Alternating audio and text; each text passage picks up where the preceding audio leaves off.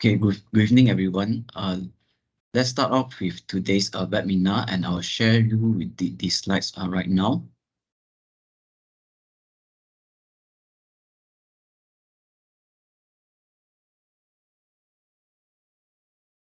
Okay. Thank you for tuning in to today's webinar. My name is Kenneth, and I will be presenting on to the Market Outlook Budget 2024. Our in-house title is Balance Between Fiscal Discipline while addressing rakyat well-being and sustaining the country's growth. The agenda for this webinar will be, first we'll go through the budget highlights, following by the economic highlights, the budget 2024 market outlook, FM KLCI analysis and outlook, sector review, and lastly will be these top topics under this budget 2024. So before we move on, this is just a quick disclaimer before we move on to the contents today. Basically, the ideas expressed are solely on the opinions of a speaker. Contents on these slides is provided as general information only and should not be taken as investment advice. All the contents shall not be taken as recommendation to buy or sell any security or financial instruments. Any action that you take as a result of information, analysis, and commentary on these slides is ultimately your responsibility. Please consult your investment advisor before making any investment decision. On to the budget 2024 highlights. With the aim to uplift the national economy and people well-being, Budget 2024 is touted to be the largest in Malaysia's history with an allocation of close to 400 billion, is slightly up from 388.1 billion in the revised Budget 2023 that was tabled in early this year. Out of it, 303.8 billion will be utilized for operating expenditure, while the balance 90 billion will be channeled for development expenditure.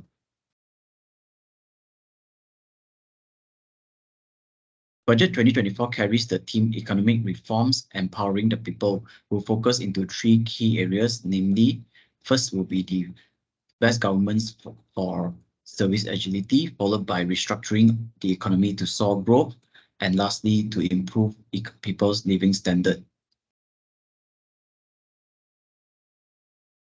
We have identified the budget breakdown between revenue and expenditure. Bulk of the revenue, which is more than 60%, is expected to come from taxes. You can see that the blue color on the left-hand pie chart is mainly the government revenue from the taxes, while it will be used to finance mainly for emoluments, debt service charges, whereby you can see the brown color ring pie chart are the borrowings. The government required to borrow additional borrowings in order to fund, and in the expenditure wise, part of it will be to service the debt. Other big expenditures will include subsidies and social assistance as well as retirement charges. On the government expenditure, the brown color ring pie is mainly funded by the debt, the economic, social, security, and general administration. So the government is currently, and over the past years since 1997, after 1997 until today, government has been borrowing from external debts in order to fund the development expenditure.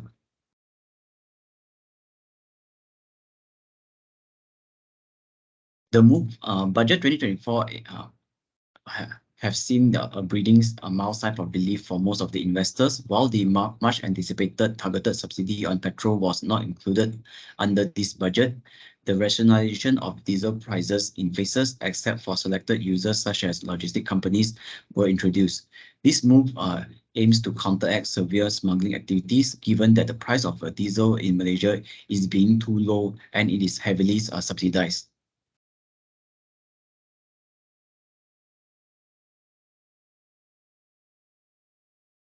The budget also broadens the revenue through introduction of new taxes, whereby service tax excluding F&B and telco will increase to 8% from the current 6%.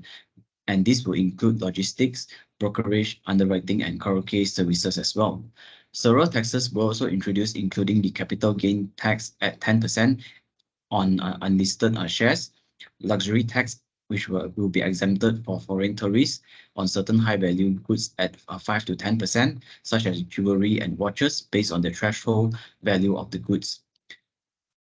The government also introduced the global minimum tax, but it will only take place sometime in 2025.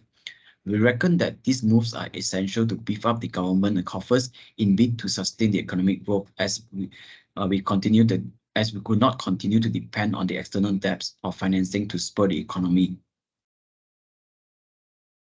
However, this is balanced by more handouts, whereby 58.1 billion is allocated for various social welfare initiatives, including subsidies, incentives, and assistance, with 50% of the allocation for controlling of prices of goods and services. Cash handouts will also increase from 8 to 10 billion, while the target subsidies will be implemented in phases. All in, the additional subsidies mainly aim towards B40 and certain groups of M40 will serve as a progressive fiscal policy to address the wealth gap and reduce poverty in the nation. Despite the expectations of higher taxes collection, part of the sum will also be channeled back to the society, partly towards B40. Moving on to the economic highlights. 2023 to-date review, the domestic economy remains buoyant, mainly supported by the strong labour market, whereby unemployment rate has returned to pre-pandemic level. This suggests that economic activities has returned to a full steam before the COVID-19 pandemic at about 3.4% based on the latest reading as of end August 2023. Meanwhile, the inflation rate during that period is only at 2%. It is one of the lowest in the region, supported by multiple subsidies and implementation of various price ceiling by the government. During first half of 2023, Malaysia's foreign investment totaled at 132.6 billion, inclusive of the 63.6 billion in foreign direct investment (FDI). This has also surpassed the government's target full year target at about 60%.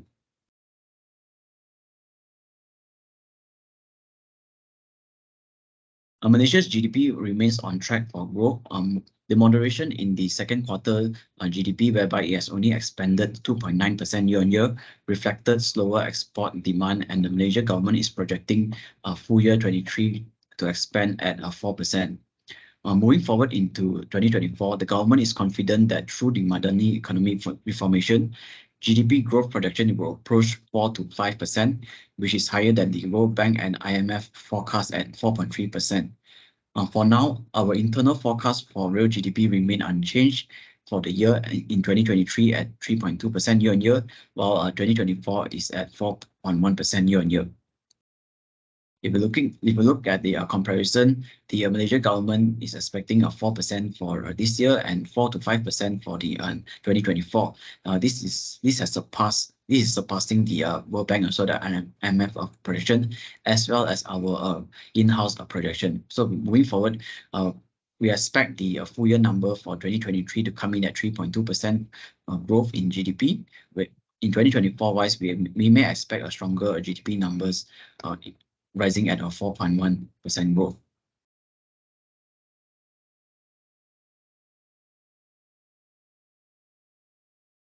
From budget 2024, the government revenue is expected to increase to 307.6 billion versus the projected 303.2 billion in 2023.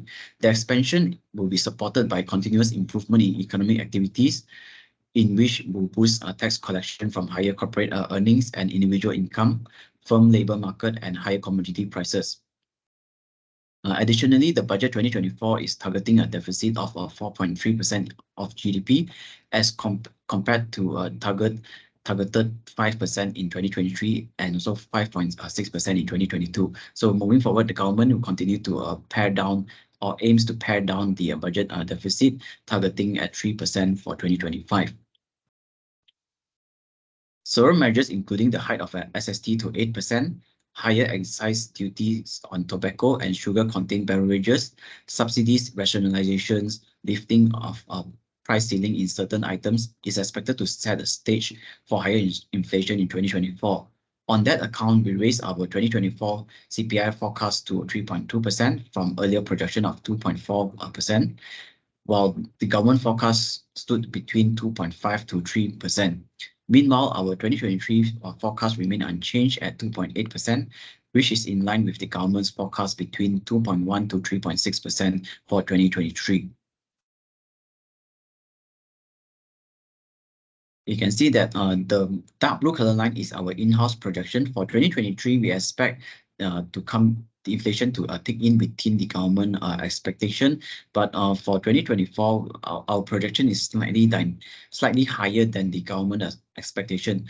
This is mainly due to the higher services taxes. Uh, but however, the Malaysia's 10-year historical average inflation is at around 2.5 to 3%. So it's still close to within the historical average. Our projection is still within or close to the 10-year historical average.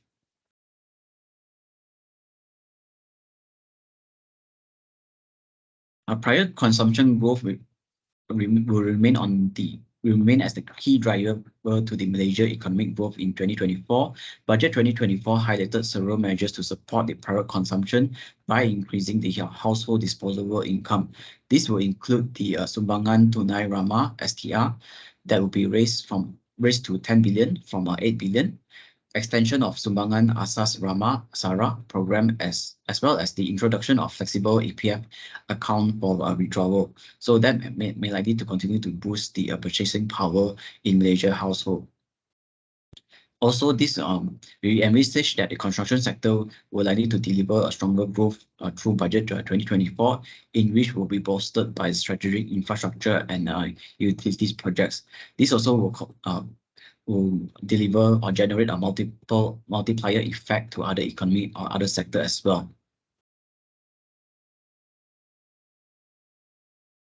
Onto the outlook wise,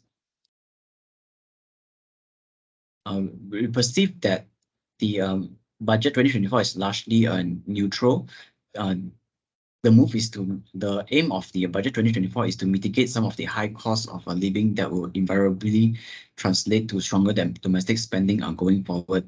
Perceived beneficiaries under the budget 2024, such as construction, healthcare, selected services and consumer stocks, as well as renewable energy sector, could be played up with the market players positioning their portfolio in favor of the stocks that are seen as the winners.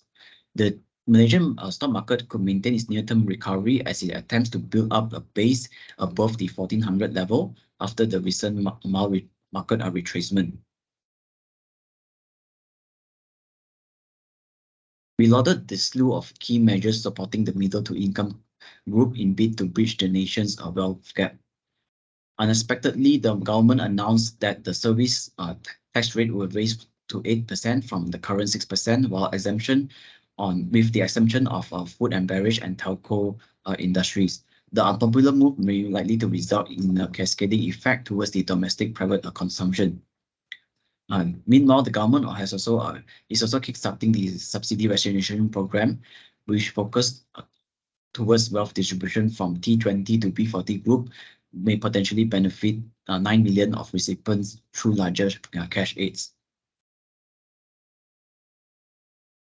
We think that the near-term impact may be likely to be short-lived. Over the interim, market conditions may react slightly negative towards the hike in sales and services tax. Already yesterday, we saw that the FMKLCI were traded negatively.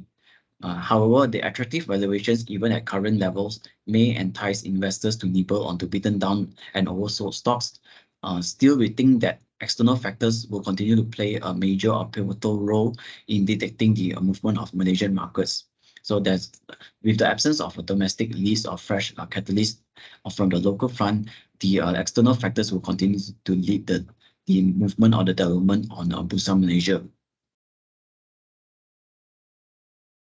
Onto the Malaysian capital markets, there were several initiatives such as the allocation of 100 million for the Malaysia Co-Investment Fund, MyCIF initiatives over the next 3 years and tax incentives for the equity crowdfunding market, which may spur entrepreneurship on the local front.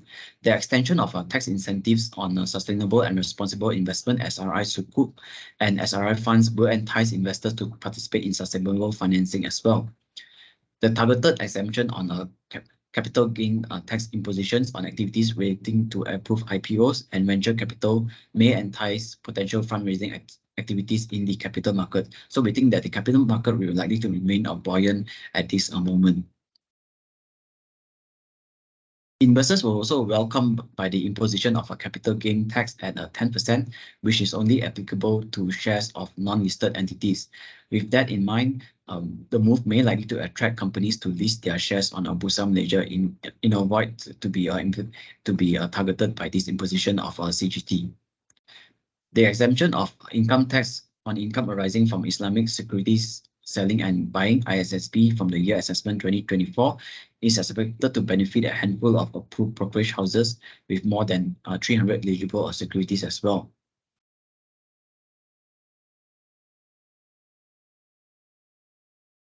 Despite the lower government expenditure allocation, the construction sector will likely to be kept busy by several mega infrastructure projects that remains on the table, while the revival of previously shelved 5 LRT stations at a value at 4.7 billion and the introduction of LRT system connecting the Penang Island to the mainland, which will cost 10 billion.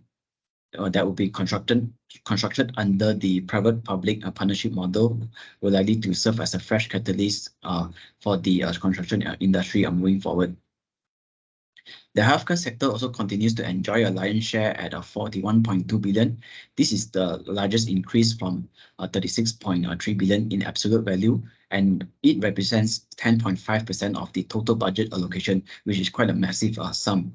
The move highlights the government commitment in delivery of greater healthcare services to Malaysians as well. The renewable energy sector or the green sector is expected to be boosted by various tax incentives and also capital allowances. This aligns with the National Energy Transition Roadmap, NETR, in efforts towards achieving sustainable and inclusive energy system over the long run.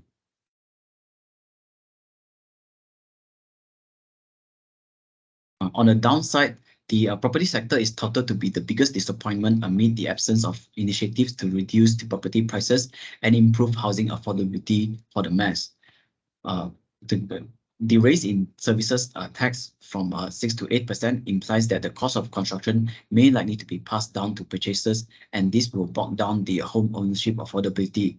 Early on, before the budget or pre-budget wise, many investors or the investment committee are expecting that the home ownership campaign may likely to extend as that move has garnered strong or positive response for the home ownership. But however, with the absence on the extension of a HOC campaign, that has dampened the property sector.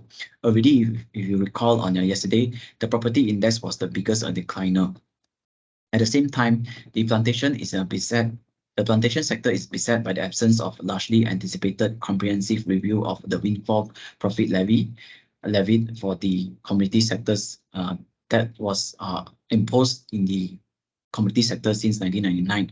Therefore, planters may continue to struggle with the uphill battle with the high cost of production. Earlier on, I think there were calls from the Malaysia Palm Oil Association to review on the windfall profit levy that has not been reviewed since many years ago, since 1999.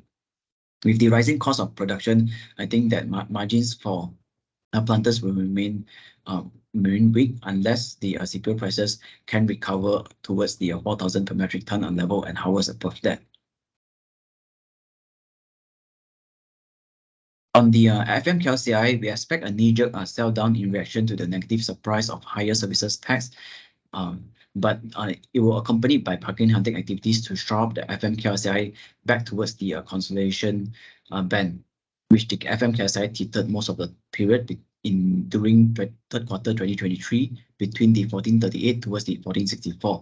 Already on yesterday, we did see the knee-jerk reaction sell down on the FMKLCI, although it's not very severe. But nevertheless, there were also quick bargain hunting activities that appears today as well. We think that a sustainable push beyond the 1500 level, which we have not seen since the start of the year, remains elusive over the near to intermediate term, as external factors such as the sticky inflationary pressure, escalating geopolitical tension, and the prospect of slower global economic growth continues to limit upsides. At the same time, there was also absence of a fresh catalyst to sustain further upside for the time being in our view beyond the 1500 level. Some of the key levels that investors can monitor will be the recovery of the key index will likely to remain choppy with key supports located around the 1395 towards the 1413. Should there be a firm support between these two levels, bargain hunting activities may likely to emerge to cushion further downside on the market. At current level, which at 1444 before the tabling of a budget 2024, we reckon that the valuations are slightly attractive with the key index trading at forward PE of 14.5 and 13.1 times for 2024 and 2025 respectively. This is well below the 10-year historical average of between 15 to 17 times. There were no change to our forecast. With the lack of fresh domestic leads, we maintain our 2023 and 2024 year-end target for FMKLCI at 1494, 1497 and 1547 respectively, based on assigned for 15 and 14 times PE for the year. Looking at the KLCI chart, the FMKLCI has been on a slight downward trending mode, but since the month of June and July, we are seeing some of the stability taking shape on the FMKLCI, and the key index managed to recover its stance. This recovery was also mainly driven by the foreign funds inflow. The foreign funds have started to pick up Malaysia equities after that FMKLCI has been beaten down. Valuations here is quite attractive, and foreign funds have started to nibble onto beaten down stocks. But after a consolidation, we are seeing some of the mild pullback again. This is mainly due to the hawkish tone from the US Federal Reserve. During this period of time, consensus are pointing that the US Federal Reserve may likely to see a rate cut moving into the first half of 2024. But during this period, the US Federal Reserve has reiterated their stance that the interest rate may likely to stay higher for longer. So the prospects of an interest rate cut has diminished, and the volatility has set into the markets as well. So for now, on the FMKLCI, yes, recently recovered to close slightly above the SMA 200 line, which is the long-term average. Should the FMKLCI hovers above the long-term average and above the SMA 200, then further upside likely to be seen on the key index. But if the FMKLCI were to take a pullback and falls below the purple color line, which is the SMA 200, then we may be seeing further pullback or further volatility likely to be in store for the FMKLCI.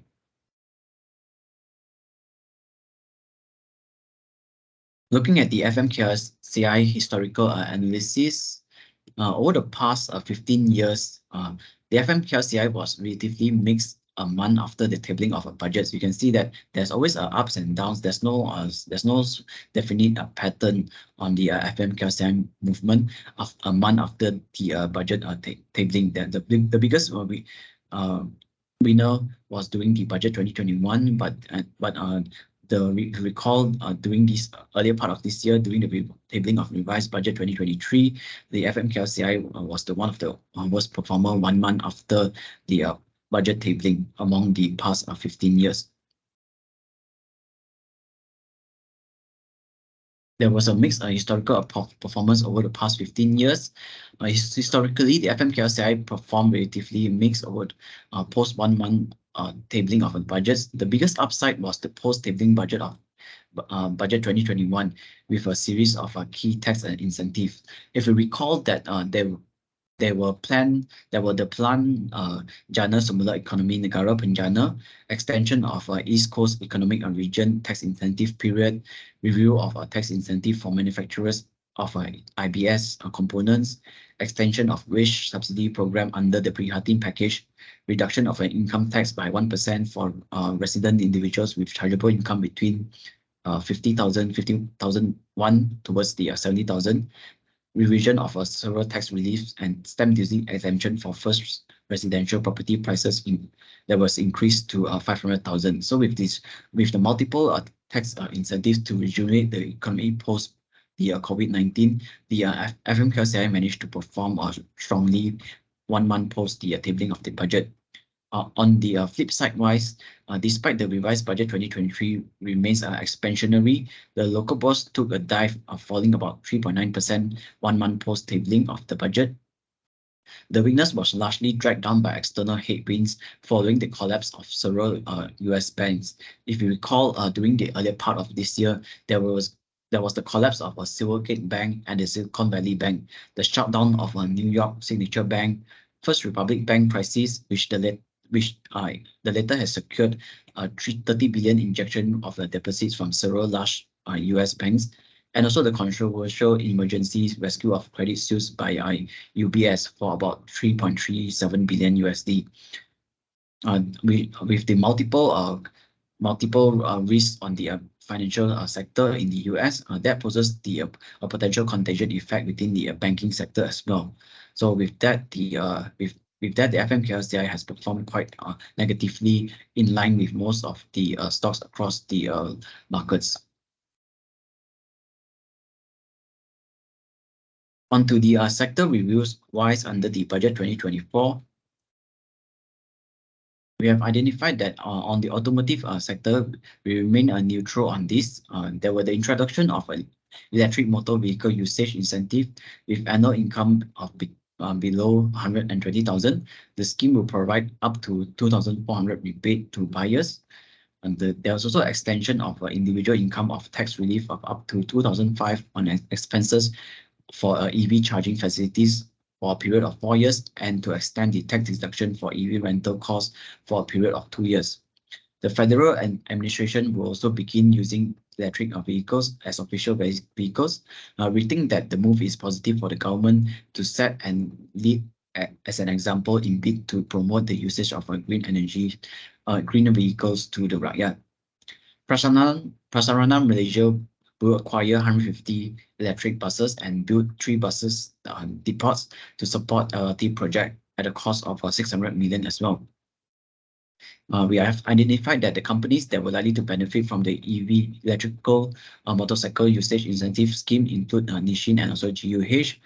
Automotive companies involved in the EV space, such as SIMW and also DIB Highcom, will likely to benefit from the government push to widespread the EV adoption. We also identified CFM, Computer Formis, as one of the key beneficiaries due to its exposure in the products such as e-bus, e-truck, e-ferry, and electric vehicle charger via joint venture enterprise. On the consumer sector-wise, the selling prices of chicken and eggs will be removed, allowing prices to float. Poultry players such as CCK, which we have a buy call at a fair value of 96 cents, QL, LHI, CAB, Teosing, Lei Hong, MFLA, and TWF may see improved margins after a period of battling with higher feedstock costs.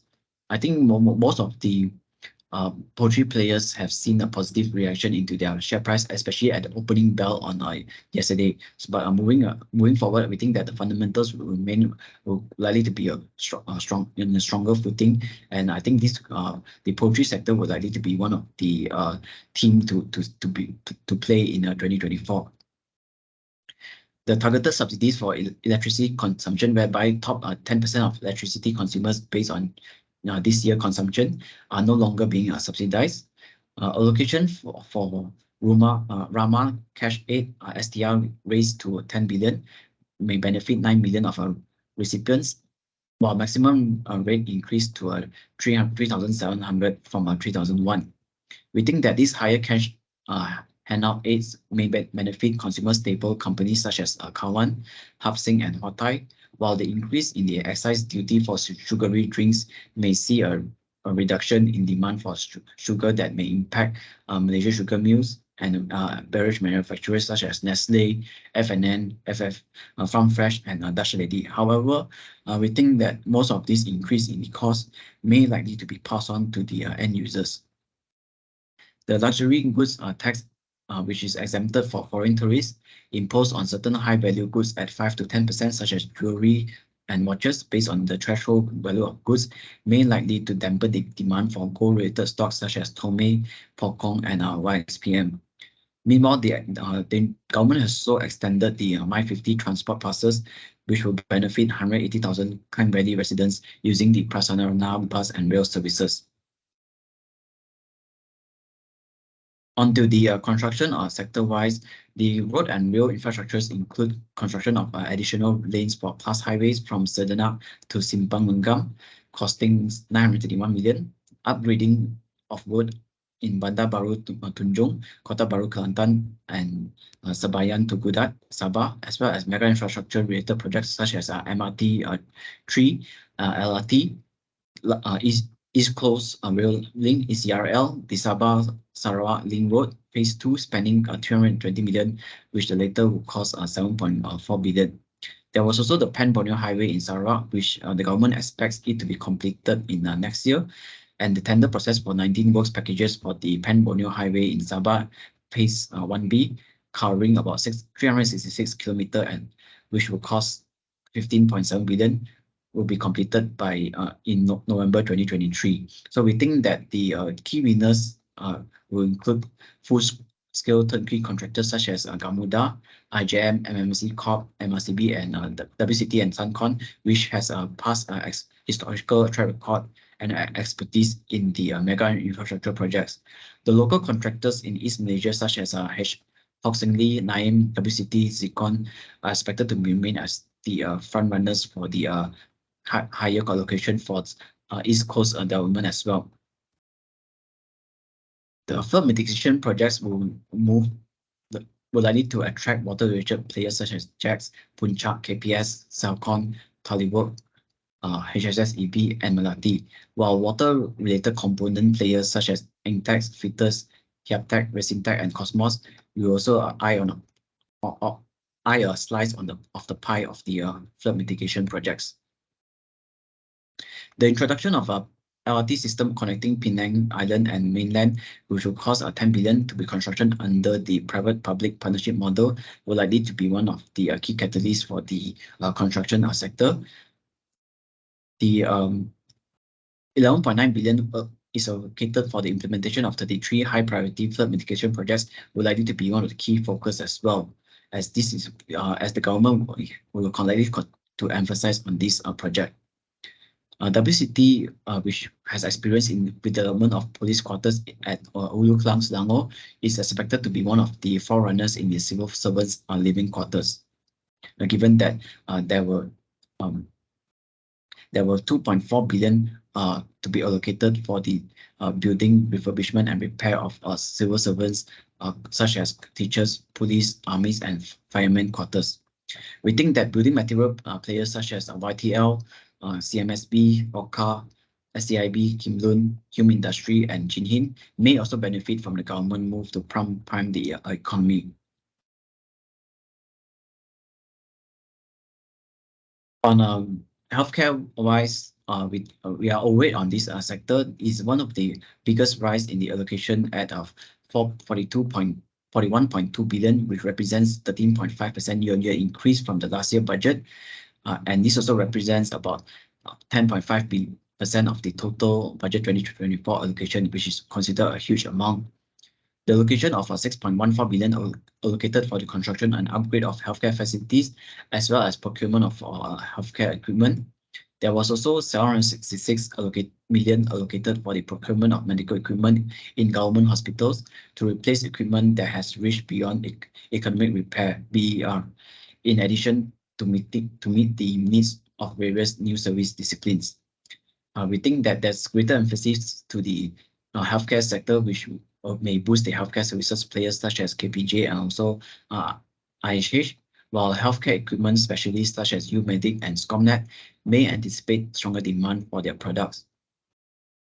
On the oil and gas, which we are also overweight onto, the government has proposed the Pengerang Integrated Petroleum Complex (PIPC) as development hub of chemicals and petrochemical sector to provide tax incentive in the form of special tax rate or investment tax allowance.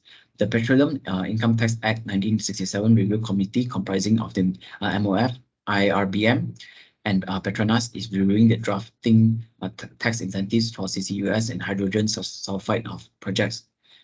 The key winners under these initiatives will be oil and gas companies operating in Pengerang, Johor, such as Pentec and also Dialog. For the plantation sector-wise, we are neutral on this sector. The 2.4 billion will be provided to Felda, Felcra, and Vista to continue to boost agri-commodity activities and improve the socio-economic status of smallholders. The scope of automation tax incentive will be expanded to cover mechanization and automation, such as drones and self-driving vehicles in the commodities sector. This will likely to spur the planters to adopt automation. The allocation of 70 million to enhance the sustainability level of the palm oil industry, as well as intensify efforts to counter the anti-palm oil campaign in the international arena. There's also increase in the rubber production incentive activation pricing level to 3 ringgit per kg from 2 ringgit and 70 cents per kg, with allocation of 400 million. We favor GLCs such as FGV that focus on to the providing on support to small stakeholders in the plantation sector. The automation or tax incentive will likely to benefit planters that has implemented mechanization in its operations, such as United Plantation, we have a buy call at a fair value of 17 ringgit and 40 cents. Sam W Plantation, IOI, Genting Plantation, Sarah Plantation, but we have a sell call of 1 ringgit 80 cents, as well as Kim Long. Rubber planters, including KLK, which we have a whole call fair value of RM 19 ringgit and 20 cents, will likely to benefit from the higher IPG threshold. On to the property sector, we think that is on a neutral as well. Although there were no extension of the HOC campaign, the government remains committed in tackling the home affordability issue through the allocation of 2.47 billion for affordable housing projects. The housing credit guarantee scheme provision of 10 billion, double up from 5 billion under the revised budget 2023, may improve home ownership of approximately 40,000 gig workers, micro entrepreneurship, and farmers with access to financing. Conditions of Malaysia My Second Home MM2H application to relax in relaxed in bid to attract foreign tourists and investors to invest into Malaysia.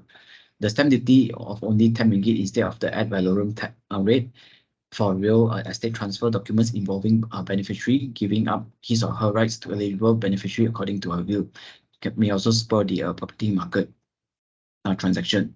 The property players skewing towards their launches towards affordable housing projects such as Legenda under coverage, which will buy call a fair value of 152, LNG, Maju Perak, Gadang, LBS, and Teladan will continue to leverage on their expertise in affordable housing works. Medium to large-scale developers such as OSK, Matrix, and Masing are also marking their ventures through a mixture of affordable and medium to high-end projects into their portfolio, which may likely to tap into the government initiatives as well. On the renewable energy sector, we are always on this. Putrajaya will be modeled as Malaysia's low carbon city, with government buildings set to have solar panels installed in partnership with TNB and Gentari. So after this measure, the government will likely to replicate it, and if it is successful, the government will likely to replicate this measure into other cities or other part of Malaysia as well, particularly in the Klang Valley. In this measure, TNB is touted as the key winner, being one of the partners in the installation of solar panels in the government buildings in Putrajaya. There was also the extension of on offer period for the net energy metering NEM program until 31st December 2024, which may likely to spur consumers to install solar rooftop into their residential premises. There was also allocation of 2 billion under the National Energy Transition Facility Fund in order to push the nation towards net zero economy under the National Energy Transition Roadmap. The tax exemption to fund management companies that manage sustainable and responsible investment funds, SRI, as well as tax deduction on the cost of issuing SRI Sukuk until the year's assessment 2027 will likely to see stronger financing and fund management activities. In bid to incentivize rooftop solar panels installation under the NEM program, we think that solar players or solar-related players such as SolarVest, Samiden, Sunview, and Pekat may eye a slice on the aforementioned initiatives. On the telco sector, we are neutral on this. The telco sector is exempted from the service tax hike from to 8%, which we think that is considered as one of the key indirect winners. As of September 2023, the DNB has 5G coverage reaching about 70.2% coverage of the populated areas and is expected to hit 80% by year end. There was no impact on telcos such as Maxis, Celcom Digiberhad, and also TM and also Time. But however, this may benefit infrastructure players such as Opcom, OCK, TM, ITMax, and Mestron as we need as the government needs to build or the players needs to build more telco infrastructures in bid to support the 5G transition. On the technology sector-wise, there's a total of 500 million in R&D funds allocating to the Ministry of Science, Technology, Innovation and Higher Education Ministry. There was also 76 million allocation for R&D and C&I ecosystems to support commercial products development, 60 million allocation to develop 5G cybersecurity testing framework, to build a vital ecosystem for E&E cluster in the northern region. The government will establish a high-tech industrial area in Korean Perak. We think that the government will continue to will continue to promote automation and digitalization through which may benefit some of the local automation manufacturing solutions providers such as Synergens, Pentamaster, and also Vitrox. As education sector were located with the biggest slice under budget 2024, which includes the allocation of 100 million to maintain and upgrade schools' computer lab and acquire new tools for STEM learning. SNS may likely to benefit from their focus onto providing hardware and software solutions to the educational field. The awareness of government to promote digitalization and cybersecurity may potentially benefit IT infrastructure service players such as Infotech, Infomina, and also LGMS.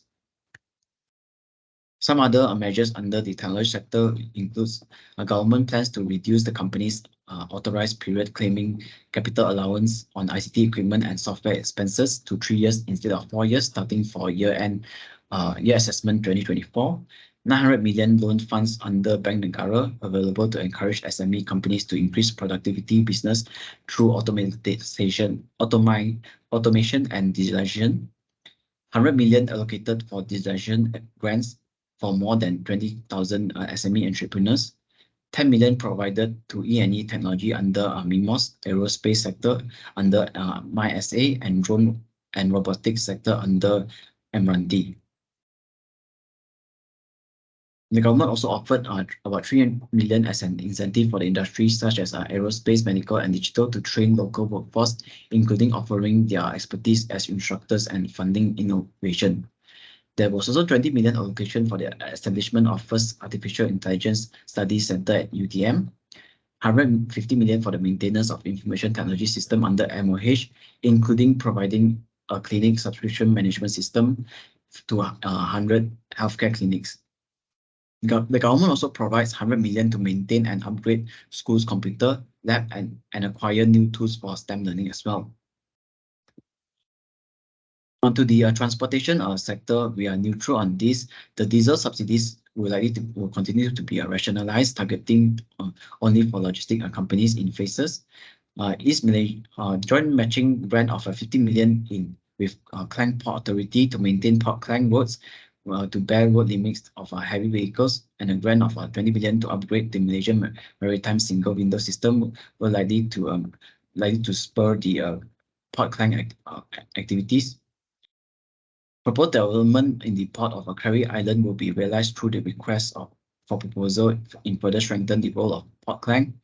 Upgrading of existing airport to increase operational capacity. There was a total of 47 million provided to improve passenger facilities at the airport terminal, Tioman, and extend existing runway. We think that the East Malaysia port operators such as Suria and Bintulu Port will likely to be indirectly benefit from the higher development allocation for East Malaysia, which potentially increase the port throughput. So with that, we see that there's a higher development allocation and special grants for East Malaysia And also there's also hangover of Bintulu Port and the operators for rural air services, RAS, to the Sabah government and federal government under negotiation. Moving on to the last part of today's webinar, the topics, our in-house topics will be these five companies such as CCK, Legenda, AME, TM, and also ATAC. All of them has more than 20% of upside based on their price before the tabling of the budget 2024. We like CCK for its position that is riding onto the upliftment of a selling price in the poultry prices. We think that the ASP will likely to see a strong uptick moving forward for not just CCK but also most of the poultry players on Bursa Malaysia. Meanwhile, we favor Legenda for its strong exposure in the affordable housing segment, and the company has also demonstrated strong historical take-up rates.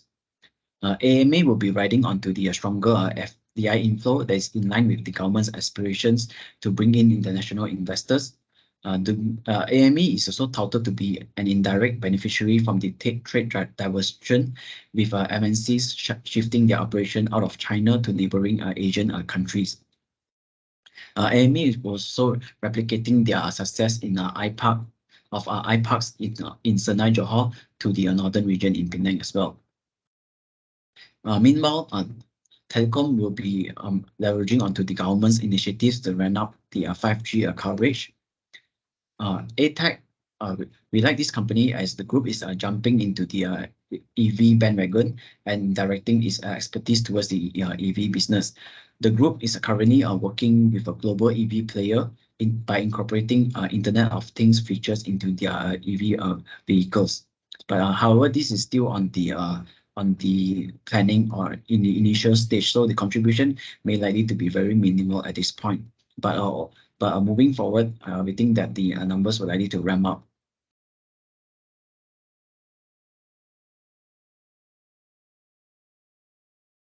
That ends the webinar for today.